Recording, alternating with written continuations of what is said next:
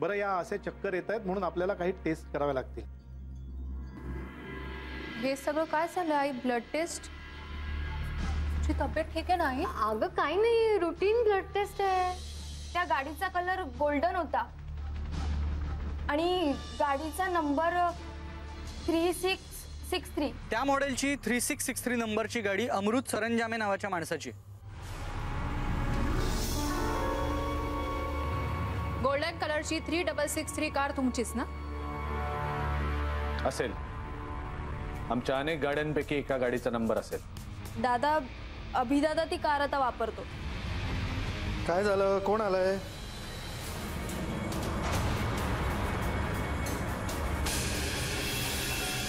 अभि? स्मिता, तू एकाला कारने उडवलायस असं म्हणणं हिचं. मगासपासून ऐकतोय संशयित गुन्हेगार, संशयित गुन्हेगार. पूर्वीची का होईना मैत्रीणेस तू माझी. मी सांगतोय ना, मी अपघात केलेला नाही. अभिमान, तू निरपराध असशील तर मला आनंदच आहे, पण जर तू दोषी असशील तर मात्र नाही.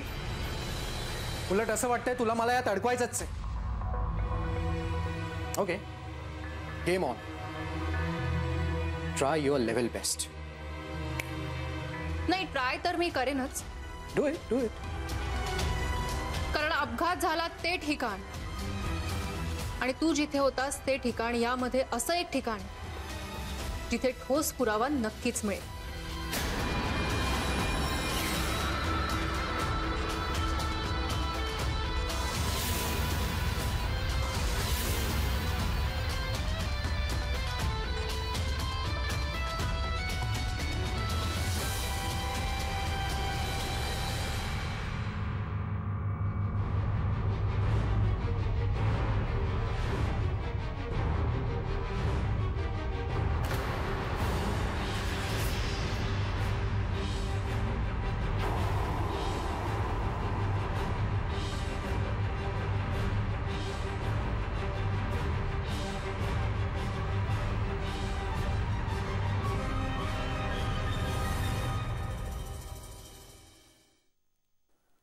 काय तोरा आहे ह्या मुलीचा? कशी तणतणत निघून गेली पाहिलत ना? हे असं वागणं शोभतं का मुलीच्या जातीला?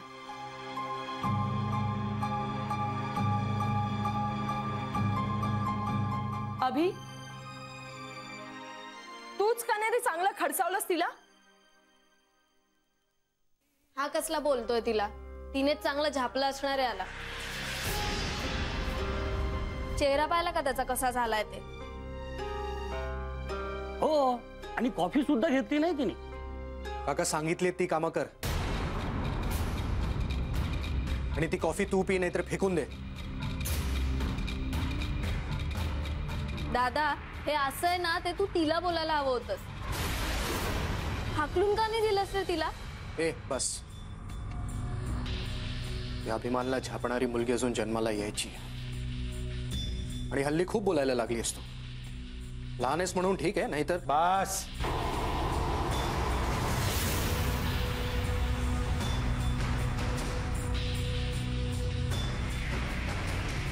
या विषयावरती माझ्या घरात आता वाद नकोयत. आणि अभि, खरंच तुझ्या हातनं हा ऍक्सिडेंट झाला असेल तर त्या कुटुंबाला आपण आधी मदत केली पाहिजे. त्यांना कदाचित पैशाची गरज असू शकते. दादा, हे बघ, बाकीचं सगळं मी सांभाळून घेईन. तुम्हालाही असंच वाटतं? केलं असशील तर, असं मी म्हणालो.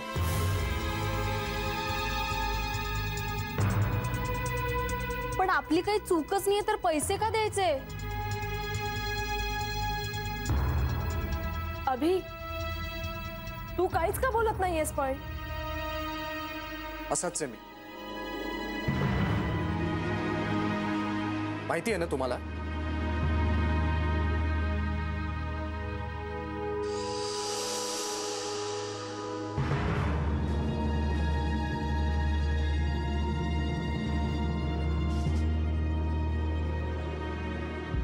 पुन्हा त्या अस्मिताला घरात पाऊल तर टाकू दे. बघते तिच्याकडे. हा मॅडम, झालं बोलणं अमृत सरंजामेशी? काय म्हणाले? बरंच काही म्हणाले. ती गाडी त्यांचा मुलगा अभिमान वापरतो, पण तो त्याची चूक कबूल करायला तयार नाही. आणि तसंही आपल्याकडे काही ठोस पुरावा सुद्धा नाही. बरं हे बघ, जिथे अपघात झाला तिथून पुढे एक टोल नाका. काल सकाळी 10च्या सुमारास तिथून ज्या कार्स पास झाल्या त्यांचे डिटेल्स मिळव. मी आता हॉस्पिटलला जाते, कारण मला असा डाऊट आहे हे सरंजामे आजोबांना प्रेशराईज करायचा प्रयत्न करते. ओके.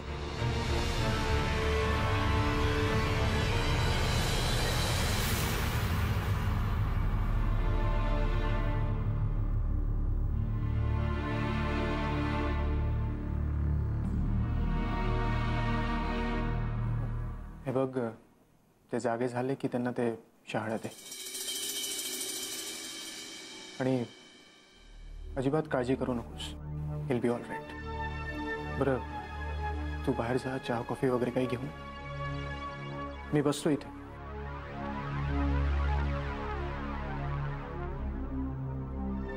तुम्ही बसाल ना इथे? हो. मी येते लगेच.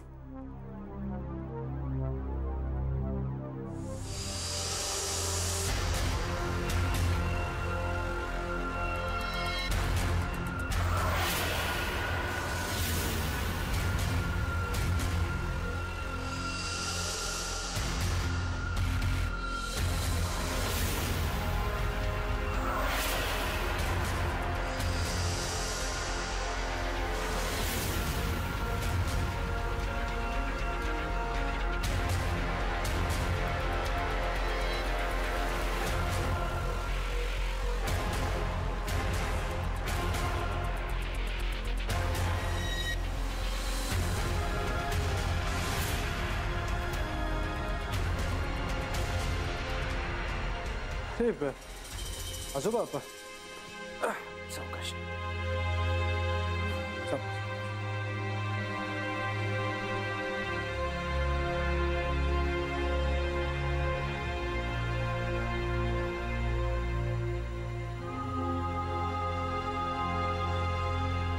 नीला बाहेर आहे, येते.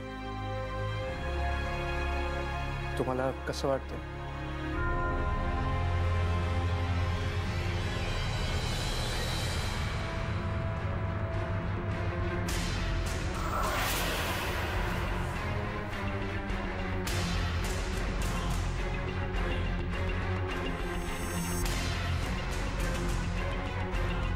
थांबा थांबा.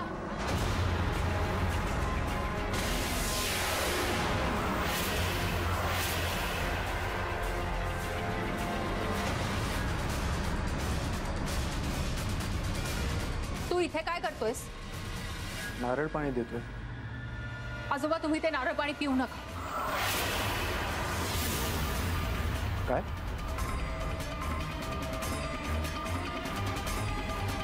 का? अच्छा अच्छा, म्हणजे मी त्यात काही घालून त्यांना मारायचा प्रयत्न करतोय असं वाटतंय का तुला? डिटेक्टिव्ह झालीस म्हणजे काय संशयच घेत राहते सगळ्यांवर? दुसरं काही भावना उरल्याच नाही तुझ्यात? तुझ्यावर संशय असताना तो संशय दूर करायचा सोडून तू इथे काय करतोयस? आणि नीला कुठे? नीला बाहेर आहे आणि मी इथे माणुसकी म्हणून आलोय. माणुसकी? आजोबांना अपघात करून पळून गेलास तेव्हा कुठे गेली होती माणुसकी?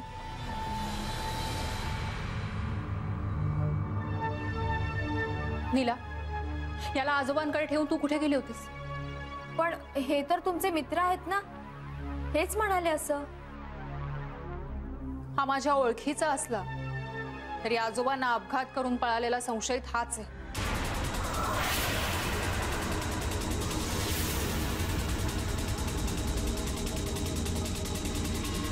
अस्मिता, मी तुला पुन्हा सांगतोय, तुझा संशय चुकीचा आहे. तसं ऍग्री, मला वेगात गाडी चालवायला आवडते, पण ती कधी आणि कुठे तेही कळतं. हा असला ऍक्सिडेंट माझ्या हातून कधीच होणार नाही. आणि दुर्दैवाने तो झाला तर जखमी माणसाला सोडून मी कधीच जाणार नाही. पुन्हा पुन्हा असले बिनबुडाचे आरोप माझ्यावर करू नकोस. आणि अगदीच वाटत असेल ना तर सिद्ध कर. Prove it.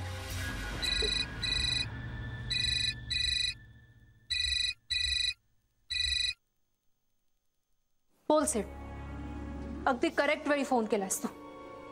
मला सांग, टोल नाक्याजवळ काही पुरावा मिळाला? हो, तेच सांगायला फोन केला. एक मिनिट. हा, तुला पुरावा हवाय ना? ऐक सेठ, मी फोन स्पीकरवर टाकते. बोल सेठ. मॅडम, 10 नंतर 3663 नावाची गाडी टोल नाक्यावरून पास झाली. तिथल्या एका माणसाच्या हा नंबर बरोबर लक्षात राहील, कारण गाडी चालवणारा तरुण इतक्या घाईत होता की टोलचे उरलेले पैसे सुद्धा घ्यायला तो थांबला.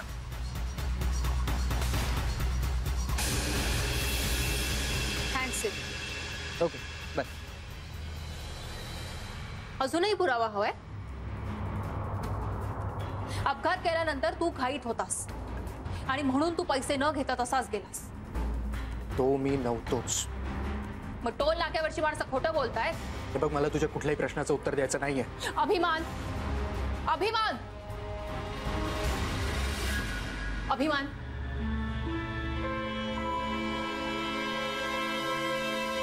तू अशा प्रकारे निघून स्वतःला आणखीन अडचणीत आणतोस. कोण अडचणीत आणतं मी बघतोच. बाजूला. नाही होणार. आधी माझ्या प्रश्नांची उत्तरं दे. ओके. अस्मिता, तू पोलीस स्टेशनला जाऊन कंप्लेंट कर. कोर्टात जा. त्या टोल नाक्यावरच्या माणसाला सांग माझ्या विरुद्ध साक्ष द्यायला. जे करायचं असेल ते कर, पण बाजूला. होणार नाही.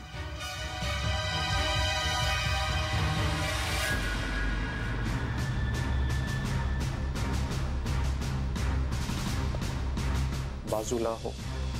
माझ्या प्रश्नाचं उत्तर दे. बाजूला हो.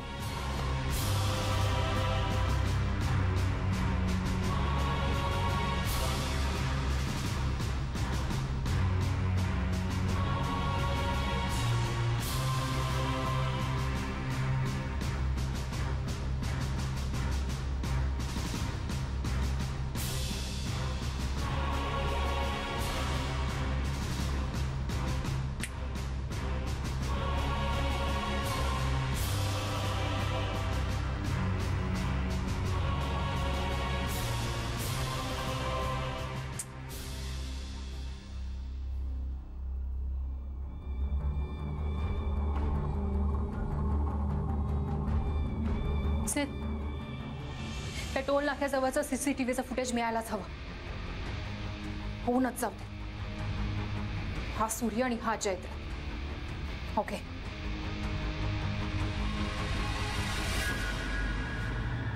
Hello ma'am.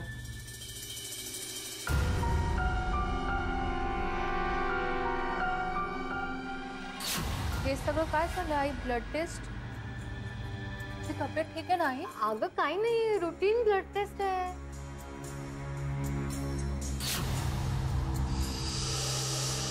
हा, अशातही तुमचे रिपोर्ट्स आलेत माझ्याकडे, पण ब्लड रिपोर्ट्सवरून आजार किती गंभीर आहे हे नाही सांगता येणार. मला वाटतं तुमच्या डोक्याचा सिटी स्कॅन आणि MRI पण करावा लागेल. डॉक्टर साहेब, बाहेर अस्मिता मॅडम आलेत. अशातही मी तुम्हाला थोड्या वेळाने फोन करतो. बाहेर अस्मिता आली आहे, आपण नंतर बोलू. ठीक आहे, पण डॉक्टर मी पुन्हा एकदा तुम्हाला विनंती करते, अस्मिताला यातलं प्लीज काही कळू देऊ नका. आणि अस्मिता तिथून गेली ना की मला कळवा, मी तुम्हाला येऊन भेटते. हो नक्की. डॉक्टर येऊ? ये. डॉक्टर, आईचे रिपोर्ट्स आलेत का? काही सिरियस नाहीये ना? म्हणजे रुटीन चेकअपच होतं ना? अस्मिता, तू काही काळजी करू नको. अगं, हे रुटीन चेकअप आहे. या हॉस्पिटलमध्ये होम कलेक्शन फॅसिलिटी आहे म्हणून मी माणसाला घरी पाठवला. आणि हे बघ, तसं काही काळजी करण्यासारखं असलं तर मी आहे ना, खमका डॉक्टर. हो. Excuse me.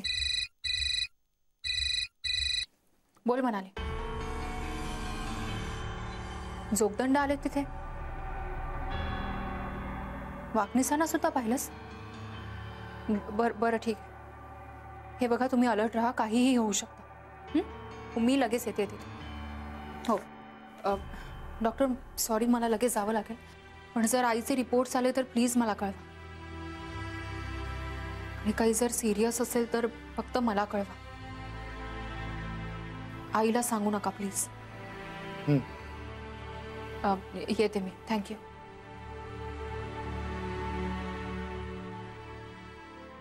तिढा आहे सगळा. अस्मिता म्हणते आईला सांगू नका, आई म्हणते अस्मिताला सांगू नका. What to do?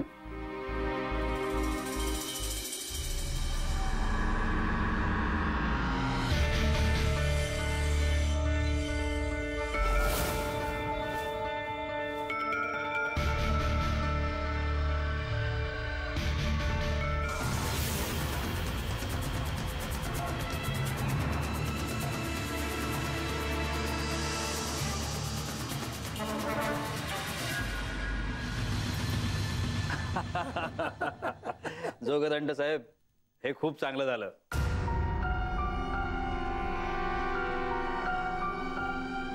वाकणीस,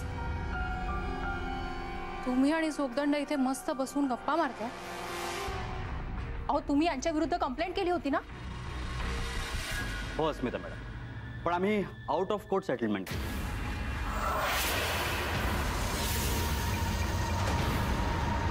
पण माझ्या परदेशी येण्या जाण्यामुळे तुम्हाला सांगायचं विसरून गेलो. वा, किती सहज बोलून गेला तो. सांगायचं विसरलो. आम्ही जेव्हा एखादी केस घेतो ना, तेव्हा कशाचाही विचार न करता फक्त त्याच्या मागे असतो. त्याचा तरी विचार करायचा. राहिलंच, पण मी तुमचं फुल पेमेंट करणार, ते मात्र मी विसरणार. मिस्टर वाकणीस, मी फक्त पैशासाठी काम करत नाही.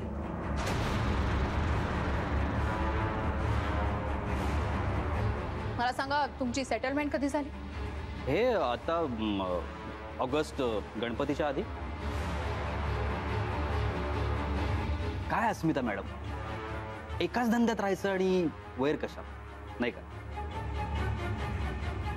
काय जोगदंड?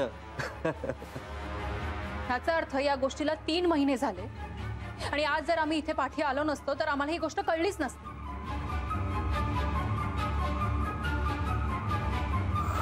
एक फाईल आहे जोगदंडांच्या विरुद्धच्या केसची.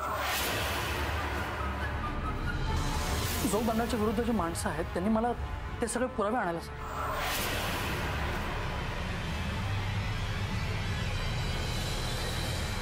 पण मग तुम्ही भुवनला आमच्या घरी का पाठवलं होतं? कोण भुवन? मी नाही ओळखत कोणा भुवन. मी अशा कोणत्याही माणसाला पाठवलेलं नव्हतं. मग भुवन घरी का आला?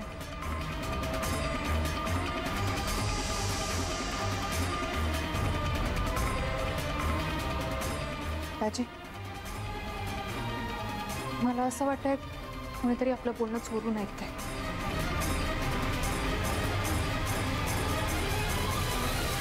पाच वाजता.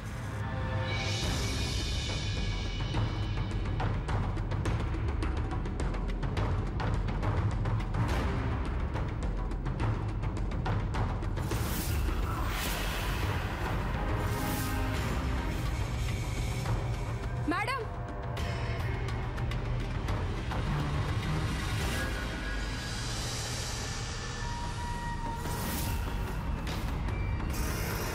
बरं झालं रस घेऊन मी या जोगदंडांवर पाळत ठेवली. फायदा झाला. जोगदंडांच्या फायलीचं खोटं कारण काढून मी त्या घरात शिरलो.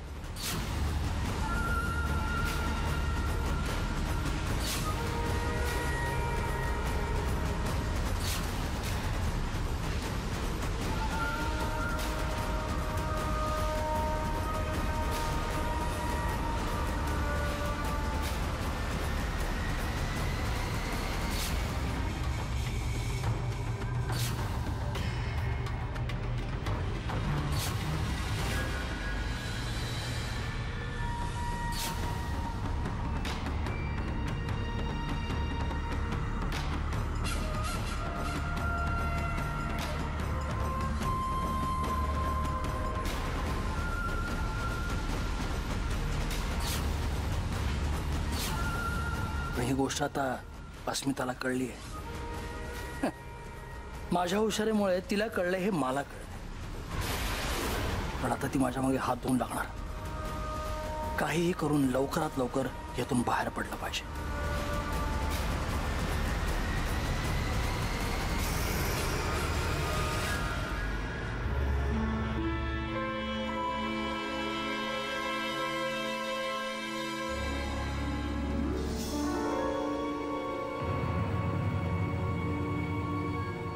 ही तर टोलची पावती आहे.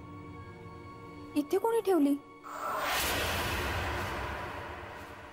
दाजी दाजी शांत व्हा. राकेश आणि समीर त्याला फॉलो करतील. चला.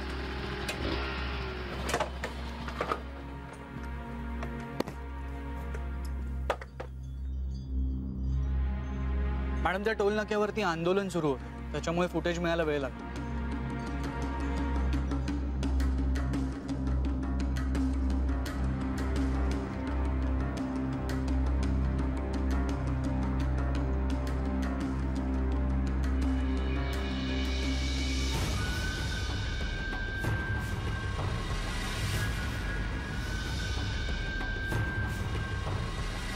मॅडम, ही तर अभिमानचीच कार आहे. याचा अर्थ साधारण 10 वाजता त्याने सावंत आजोबांना ठोकर दिली आणि 10:10 टोल नाक्याजवळ गेला. म्हणजे हाच गुन्हेगार आहे. गुड. आता हे फुटेज घेऊनच अभिमानकडे जाऊया.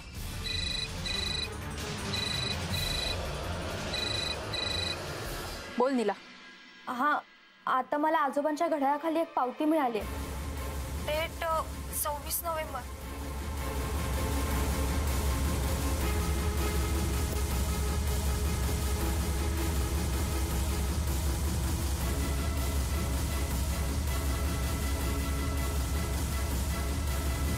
मला वाटतं जे नारळ पाणी घेऊन आले होते ना, त्यांनीच ठेवलंय, कारण दुसरं कोणी आलंच नव्हतं इथे.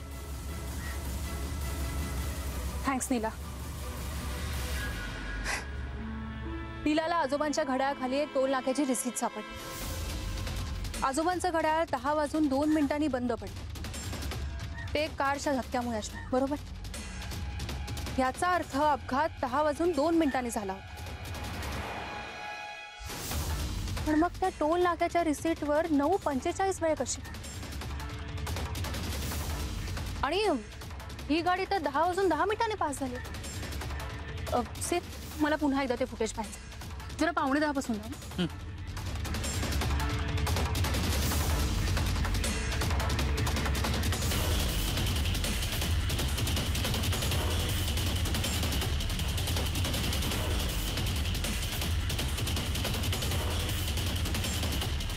सिद्ध, एक मिनिट पॉज कर. झूम कर जरा.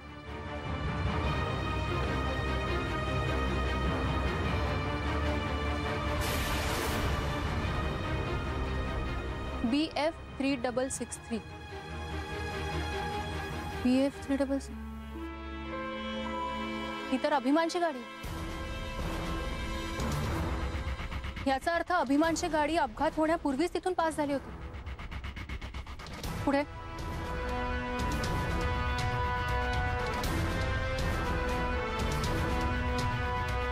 एक मिनिट पॉज कर.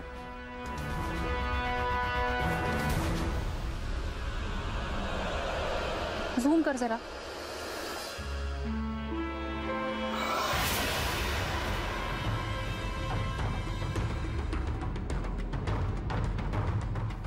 BE 3663. 10:10 ही गाडी तिथून पास झाली. याचा अर्थ याच गाडीने अपघात केला होता. आपल्याला या गाडीच्या मालकाला शोधायला.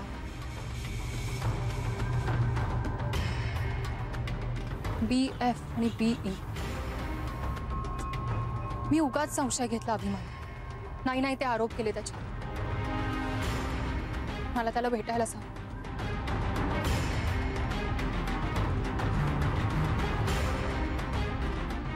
मॅडम हीच कार.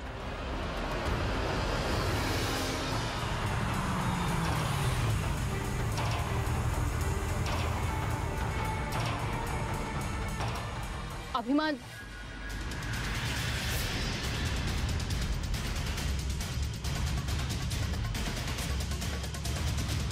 तुला हवा असलेला पुरावा हॉस्पिटलमध्ये आजोबांच्या घड्याळाखाली आहे.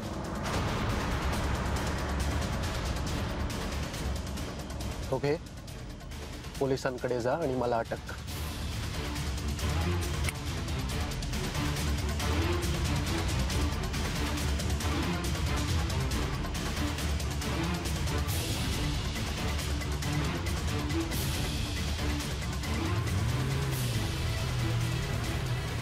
अभिमान,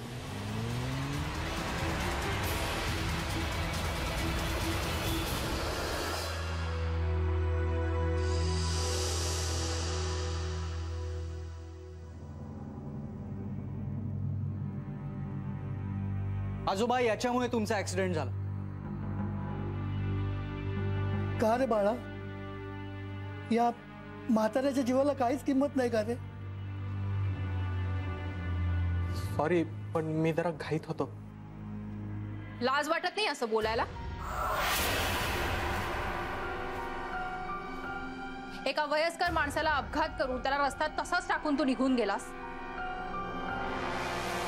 तो जगलाय का मेलाय हेही पाहायला थांबला नाहीस तू. अरे यांच्या जागी जर तुझे वडील असते तर असंच त्यांना टाकून गेला असतास तू. माणुसकी नाही ना तुझ्या? मी चुकलो, माफ करा मला. यांच्या ट्रीटमेंटचा सगळा खर्च मी देतो, हवं तर आणखी पैसे देतो. आता पकडला गेलास म्हणून बोलतोयस ना सगळं? आजोबांच्या जीवाची किंमत करतोयस? आय एम सॉरी, माफ करा, मी खरंच चुकलो. मी नाही, तुला माफी नाही. एक वेळ तू थांबला जरी असतास ना तरी मी तुला माफ केलं असतं, पण तुला शिक्षा व्हायलाच हवी. याला घेऊन जा पोलीस स्टेशन. नीला तूही जा, स्टेटमेंट दे. हो, मी पोलिसांशी बोलते.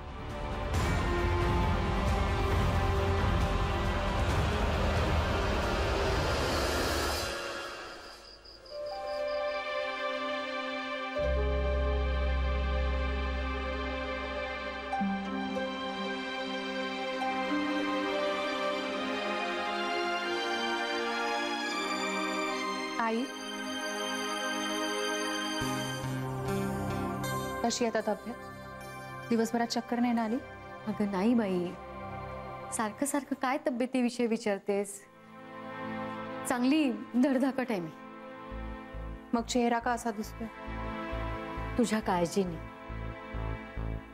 तुझं लग्न ठरल्यावर बघ कसा खुलतो माझा चेहरा. आई प्लीज आता तो विषय नको. एकतर मी खूप दमले आणि मी अपसेट होते. का ग, काय झालं? ज्या कामासाठी गेली होतीस ते काम नाही झालं का?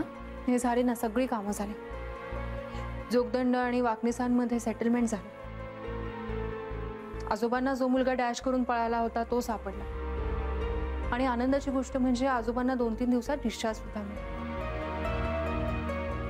बिचारी नीला, खूप परवड झाली ग तिची या सगळ्या.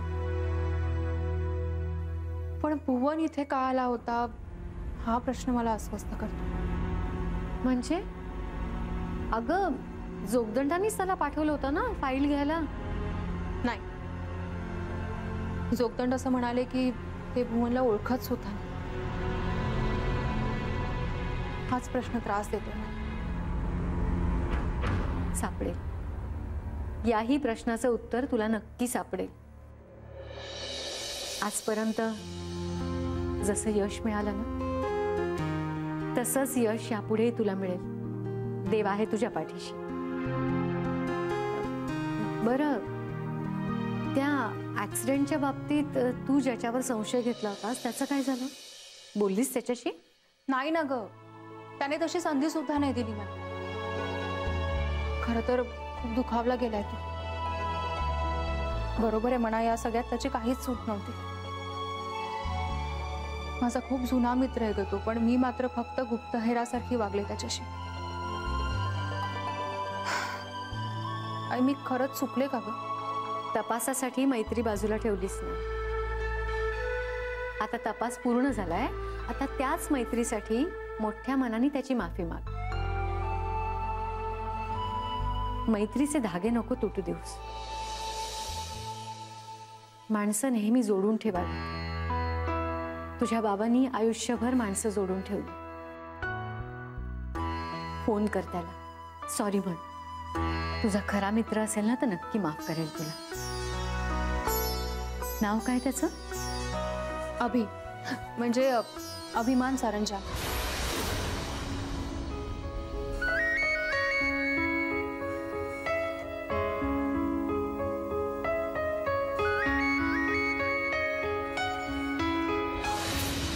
खूप अपमान केलायस तू माझं अस्मिता. माझं काही ऐकूनच घेतलं नाहीस. आता तुझ्यावर वेळ आलीये माझ्याशी बोलायची.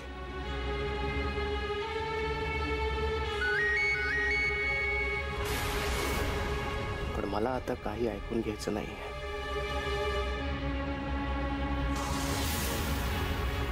मी जेवढा तळमळतोय ना,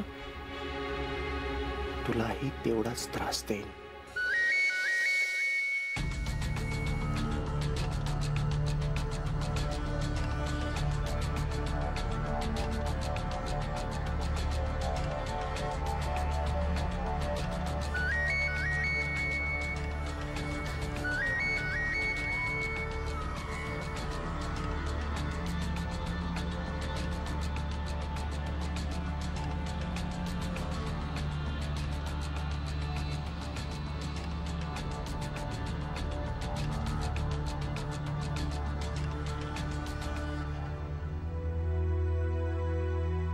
अभि, फोन स्विच ऑफ का केलास?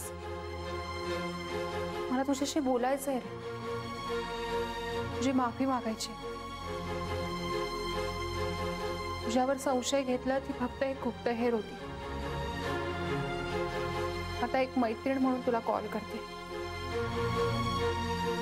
प्लीज फोन ऑन कर.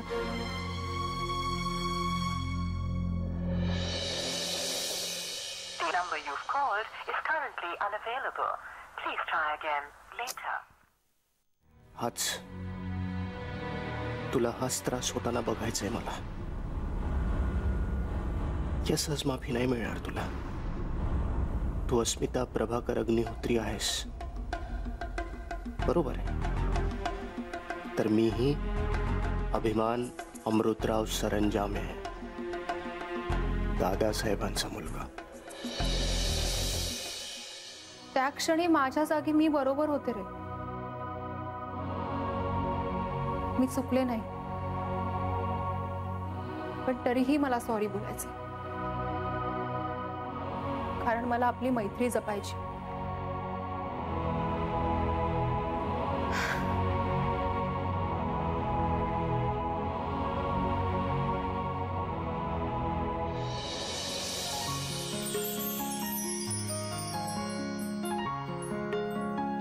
तू जर पूर्वीचाच अभि असशील तर तुझा राग कसा घालवायचा मला माहिती आहे.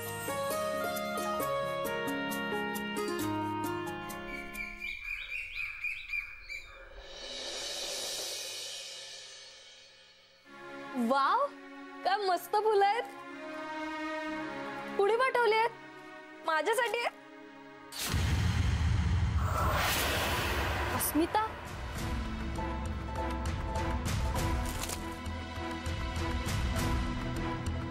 म्हणजे त्या भाणखोर अस्मिताने फुलं पाठवली आहेत. आधी दादावर खोटे आरोप करून तिने स्वतःचं नाक कापून घेतलं आणि आता हे फुलं पाठवून माफी मागून त्याला मस्का मारते. मला ती दादाला भेटायला नकोय. केशव काका, काहीही झालं तरी दादाला कळायला नकोय की हा बुके अस्मिताने पाठवलाय. कळलंय? नाही सांगणार, पण दादांनी किंवा अभिदादांनी विचारलं तर काय सांगू? हा, अरे करून टाका डील. ती माझी काय गरज आहे. हा,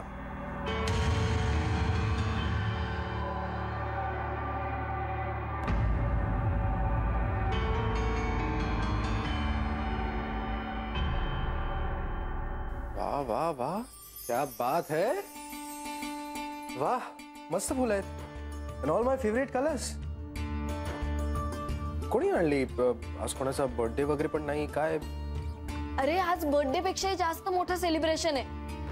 तुझी त्या ऍक्सिडेंटच्या केस मधून सुटका झाली ना, म्हणून मी तुझ्यासाठी हा बुके आणलाय. तू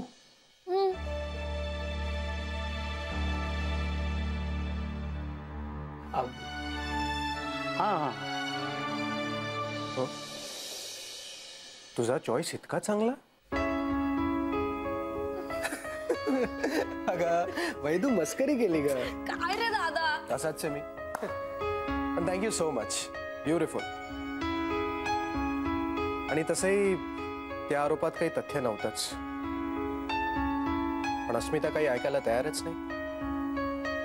जाऊ दे ग. मला पण ती जरा जास्तच गर्विष्ठ वाटली.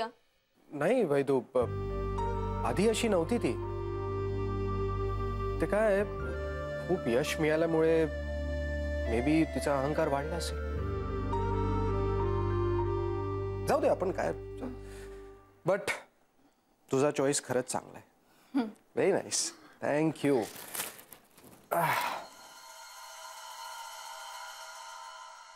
केशव काका, दादाला कळायला नकोय हा. मी सांगितलेलं लक्षात ठेवा.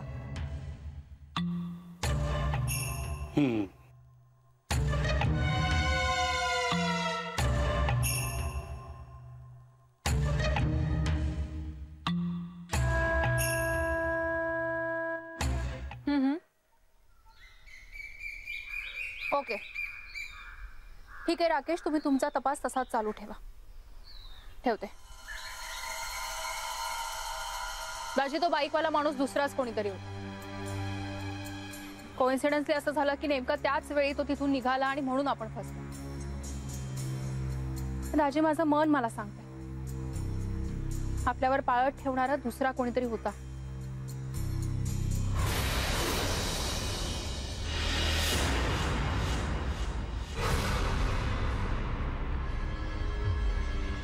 अस्मिता, मी तुझ्या कारला एक बॉम्ब लावणार आहे. एक असा फसवा बॉम्ब जो तू स्वतः फोडशील. आणि मग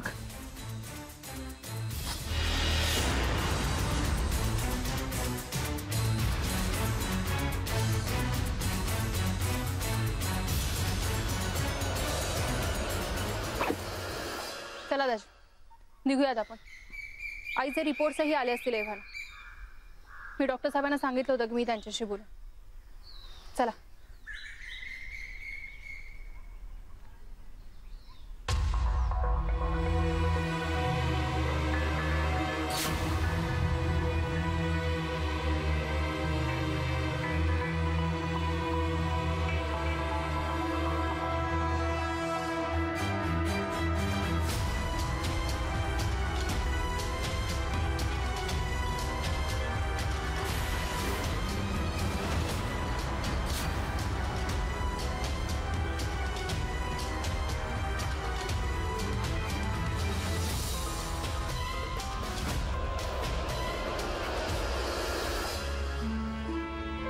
दाजी, तुम्हाला आठवतंय सुंदरनगर मधून सारजाची केस सोडवून आपण निघालो होतो तेव्हाही असाच एक फुगा आपल्या गाडीला लावलेला होता.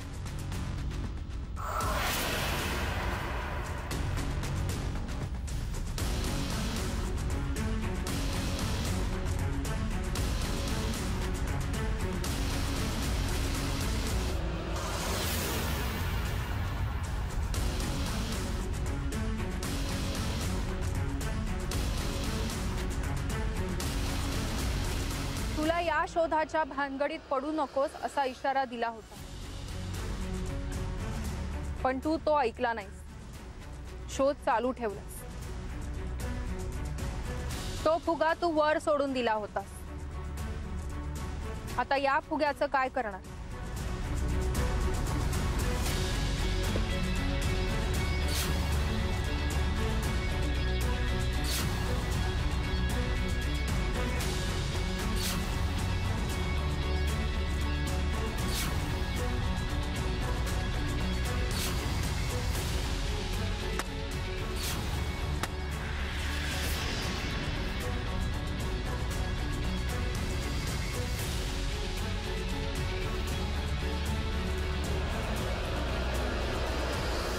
शाबास, योग्य निर्णय घेतला.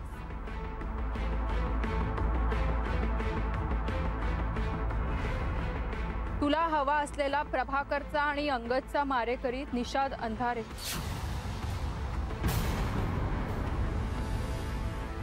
आता रूम नंबर 13 आझाद नगर मध्ये. रूमवर नाव नाही पण दारावर काल भैरवाचं स्टिकर आहे. हिम्मत असेल तर जा आणि पकड. तुझा एक हितचिन्ह. दाजी, हा फुगा पाहिल्यानंतर मला पहिल्यांदा असं वाटलं की हे निषादचं काम. पण या चिठ्ठीत तर निषादचाच पत्ता. मग हे सगळं कोणी केलं असेल? दाजी, आपल्याला ताबडतोब आझाद नगरला जायला.